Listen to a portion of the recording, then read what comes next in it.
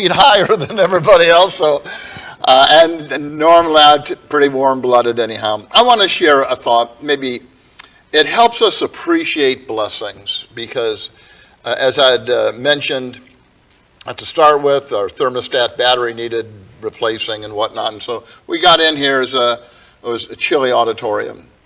I had mentioned Dale and Tammy Wanden, how 20 by 20 foot cabin he built, and that no running water, no electricity, no indoor plumbing. But they do have a shower, but it's not indoors. And so it's outdoors in a little tent. Well, how does that work? There's no plumbing. Well, he goes to the well, wherever that is, gets 5 gallons of water, brings it over the tent. You know these little garden, you pump up little garden sprayers? That's it. So, man, I tell you what, I don't know if I'd be showering till June, but it just helps us appreciate. We're blessed by God. We appreciate people with such overcoming, pioneering attitudes. As I thought about a lesson for today, here is a thing where as we think about Jesus, I thought I would like us to talk about Jesus, but I'd like to look at his life in maybe a way we have thought about, but only a little bit. I call this lesson the Jesus paradox. A paradox is something that is seemingly impossible to be. It's a contradiction in terms. But in closer inspection, you say, oh, wait a minute. The shortness was only in my vision, not in the reality, and there's deeper truths within that picture. This week, 2.5 billion of the world's population will enjoy observing these winter holidays in some degree or another. But you begin thinking about some of these things. How could it be that the Lion of Judah is also the Lamb of God?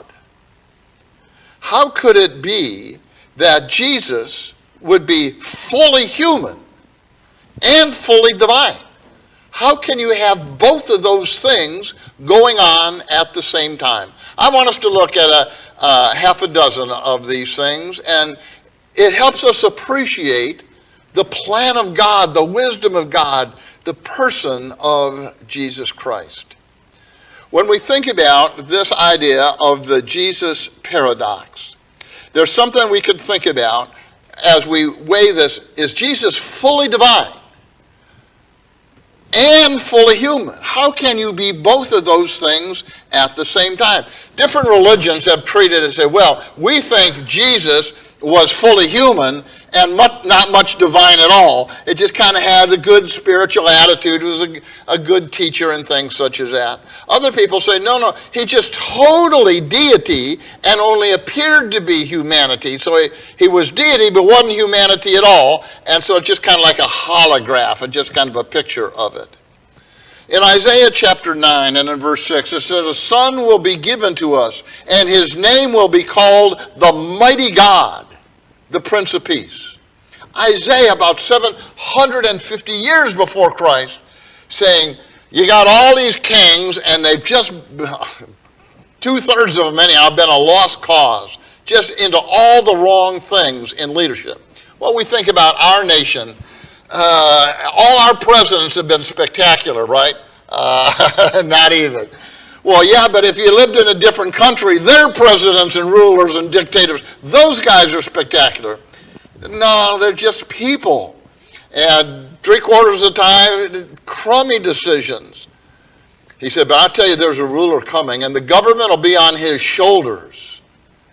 And in Isaiah 7:14, and a virgin will bear a child and call his name Emmanuel, God with us. In Colossians chapter 2 and verse 9, in him all the fullness of deity dwells in bodily form. Isaiah makes the promise. And the Apostle Paul talks about the fulfillment of that promise. Fully God in human form. In Philippians chapter 2 and verse 7, Christ emptied himself, taking the form of a bondservant and being made in the likeness of men. Sometimes I think about what would it be like if God wanted to say, I'm feeling twitchy and itchy now, even thinking about saying this. If God said, Paul, I want you to go down and we want to save the insect world. And we want you to be a bed bug. I can't. I'm itchy just thinking about it. If they need saving, I'm not the one that wants to go down there. I don't want to look like one. I don't want to eat their food, talk their stuff. I don't want to be them. I don't want to interact with them. I want to be where I am. God said they need help. And we can see that sense of humanity coming down and being a bed bug. It was a trillion unimaginable number greater than that. Jesus leaving the heavenly realm to come down and save us. Me, who didn't deserve it. In Matthew 1 and verse 16, by Mary was born Jesus, who is called Christ. Matthew 9 and verse 6, he references how the Son of Man has authority to forgive. I did the research.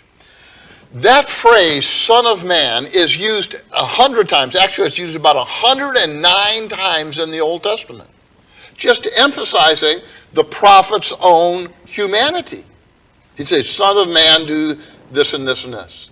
Jesus was both deity and Son of Man in one identity. So one person and two natures. To save us. He said, yep. You go, wow. Because we magnify his name, not just on one day, not just on Sunday, but on every day.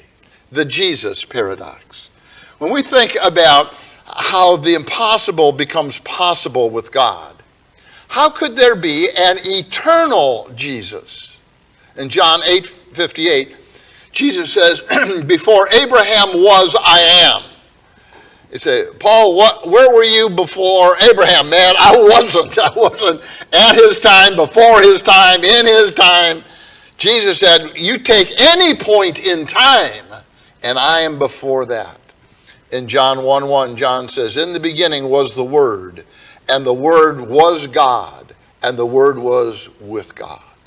And so you go as far back in eternity as is humanly imaginable. Jesus was there then and part of God's plan. And yet, in all of eternity, I was talking with a young man, a neighbor that wanted to talk about God yesterday.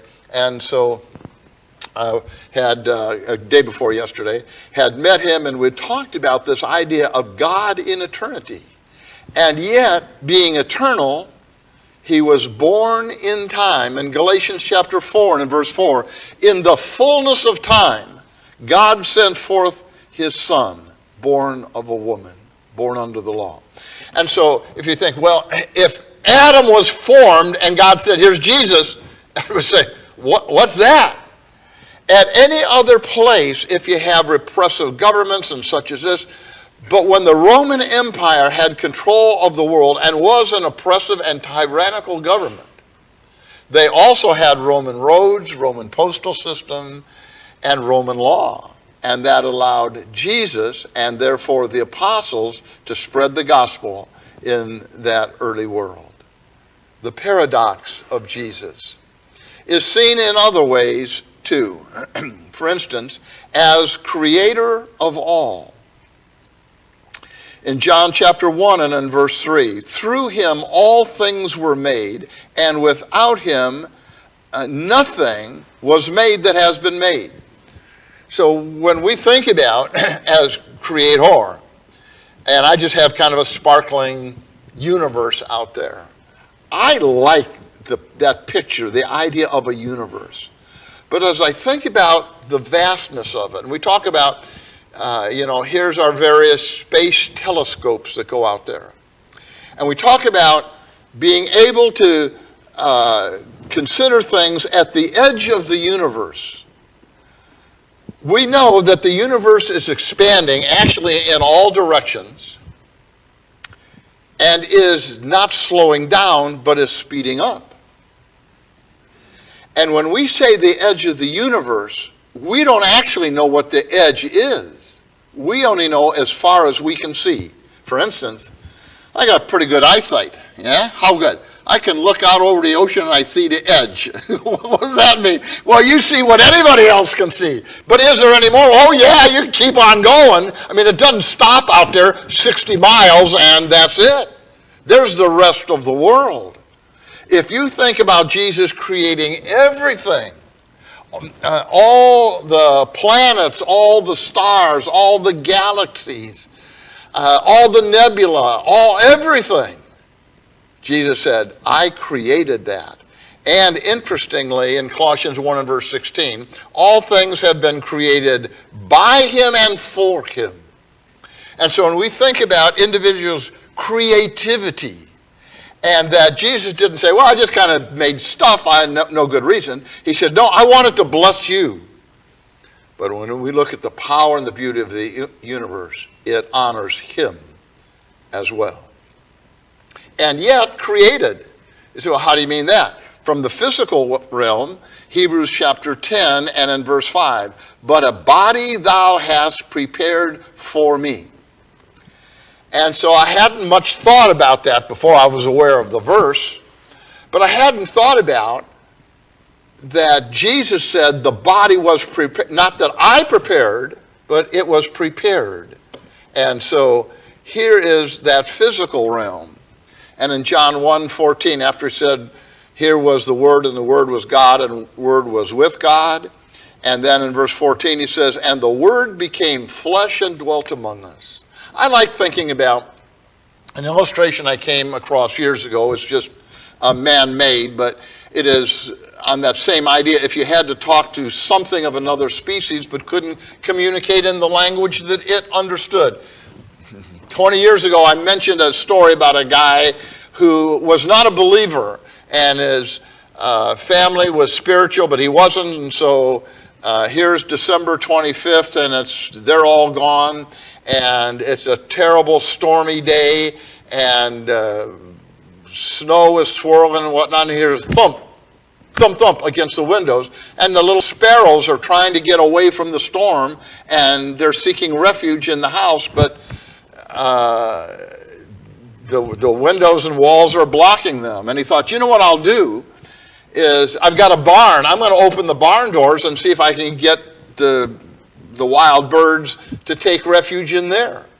Well, they didn't know they're supposed to go in there, and so he's out there waving his arms trying to get birds to go in a barn, and they don't understand. That would really help them, but they don't appreciate that. And in this man-made story, the church bells ring down in the valley, and he begins thinking about, you know, if I could speak the bird's language, if I was a bird and could tell them, come, there's safety, I am here to save you.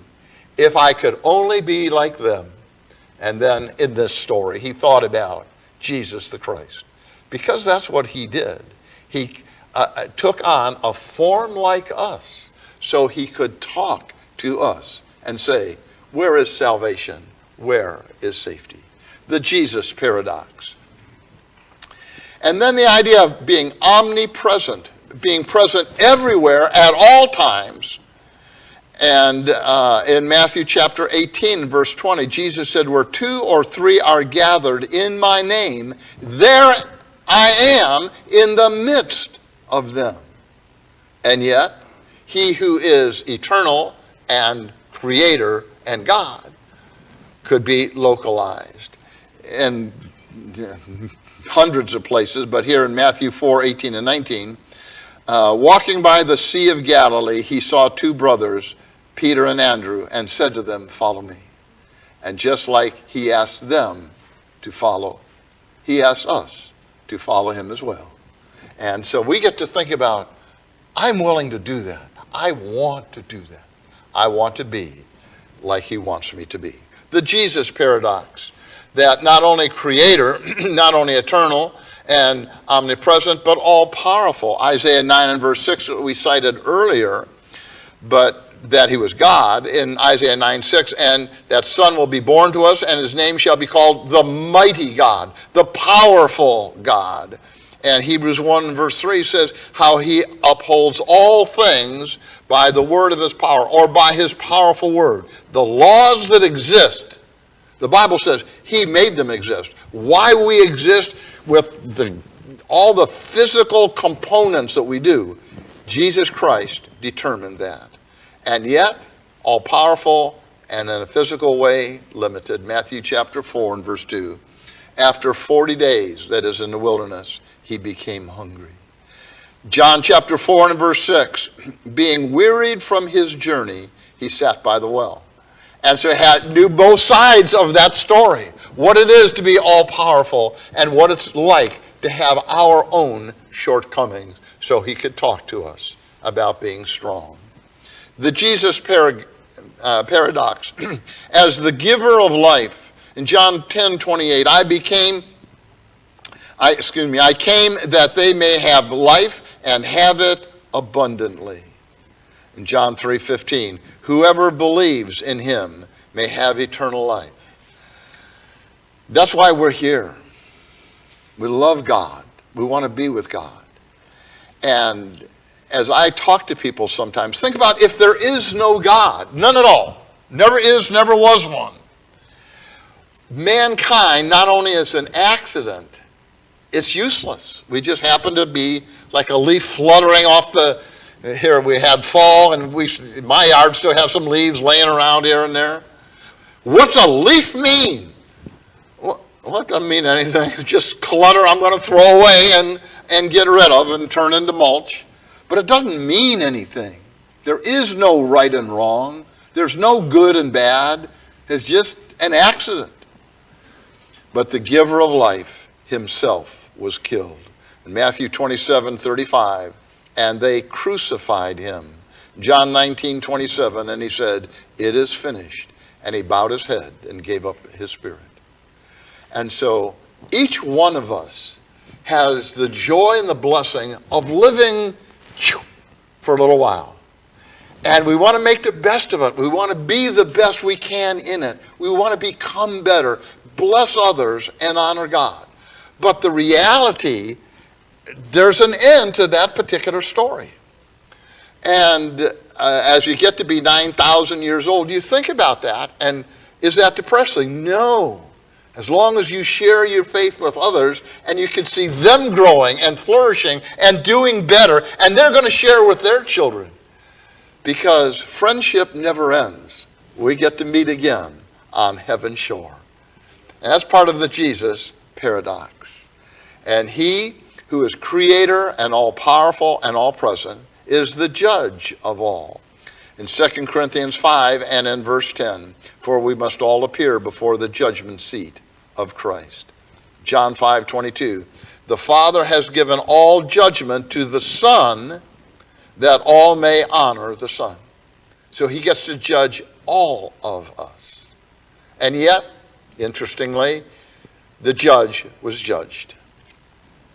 In Luke 23 and verse 4, Pilate said, I find no guilt in the man. Yet the Jewish council, their supreme court, the Sanhedrin, in Matthew 26 and down in verse 59, kept trying to obtain false testimony against Jesus in order that they might put him to death. Isn't that interesting? The author of life, they killed. The judge of all was judged. And maybe additionally surprising, because the Jesus paradox includes the fact that Jesus was sinless. In Hebrews chapter 4 and verse 15, how he was tempted in all points as we, yet without sin. 1 John 3:5, he appeared so that he might take away sin, and in him was no sin. What would that be like if we said, okay, snap our fingers and said, everybody in this room, 100 people, from now on, it's not, I'm going to try real hard and do better. I'll never sin again. You spread those wings and fly. Why can you think like that? Because that's what God has planned for us on heaven's shore. And Jesus showed it, what it was like in him. And yet, how did the world see him? They viewed him as sinful.